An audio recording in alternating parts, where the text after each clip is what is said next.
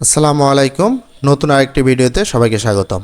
নবম pay scale নিয়ে নতুন আপডেট অনুযায়ী আগের 50% পরিবর্তে এখন প্রথম ধাপেই বেসিকের 100% বৃদ্ধির জোরালো সম্ভাবনা তৈরি হয়েছে। আজকের ভিডিওতে আমরা দেখব এই নতুন বেতন কাঠামো কার্যকর হলে 19তম গ্রেডের কর্মচারীদের মোট বেতন কত হবে। যারা 19তম গ্রেডে কর্মরত আছেন তাদের জন্য আজকের ভিডিওটি খুবই গুরুত্বপূর্ণ। চলুন বিস্তারিত দেখে নেওয়া যাক। 19তম গ্রেডের বর্তমান বেতনের বিবরণ। 19তম গ্রেডের 2015 সালের পে স্কেল অনুযায়ী প্রারম্ভিক বেসিক 8,500 টাকা। ধরি ইনক্রিমেন্ট পাওয়ার পর 19তম গ্রেডের বর্তমান বেসিক 13,900 টাকা। ধাপ পার্থক্য: বর্তমান 13,900 টাকা আর ওই গ্রেডের প্রারম্ভিক 8,500 টাকা, এই দুটির পার্থক্য আছে 5400 টাকা। এখন দেখি নতুন স্কেলের বিবরণ। 19তম গ্রেডের প্রারম্ভিক বেসিক প্রস্তাবিত 20,500 টাকা।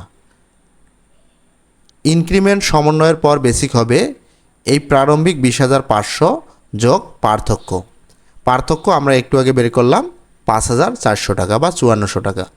তো তার বেতন দাঁড়াবে ইনক্রিমেন্ট সমন্বয়ের পর বেসিক হবে 25,900 টাকা। এটি যখন ফিক্সেশন করা হবে তখন ফিক্সেশন করার পর তার বেসিক দাঁড়াবে 26,164 টাকা। এখন দেখি ওই ব্যক্তির মোট বেতন কত হবে। তো এখানে শিক্ষা, ধোলাই, যাতায়াত এবং টিফিন ব্যতীত শুধুমাত্র বেসিক, বাড়ি ভাড়া এবং চিকিৎসা ভাতা আমরা হিসেব করে দেখব। বেসিক হবে 26,164 টাকা। বাড়ি ভাড়া ভাতা হবে 13,900 এর 50%, 13,900 অর্থাৎ 2015 সালে তার 15 সালের পে স্কেল অনুযায়ী তার যে বেসিক সেটি, এটির 50% হয় 6,950 টাকা। এটি ঢাকা ব্যতীত অন্য সিটি কর্পোরেশনের ক্ষেত্রে, সিটি কর্পোরেশন ব্যতীত অন্য স্থানের ক্ষেত্রে এটি হবে 45%। চিকিৎসা ভাতা 1,500 টাকা। তাহলে মোট বেতন দাঁড়াবে বেসিক 26,164, বাড়ি ভাড়া 6,950 এবং চিকিৎসা ভাতা 1,500, টোটাল 34,614 টাকা।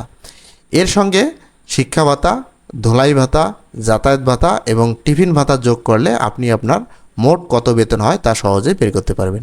আশা করি ভিডিওটি বুঝতে পেরেছেন। যদি কারো বুঝতে অসুবিধা হয় তাহলে কমেন্টে আপনার প্রশ্নটি রাখুন, আমি উত্তর দেওয়ার চেষ্টা করব। ধন্যবাদ সবাইকে।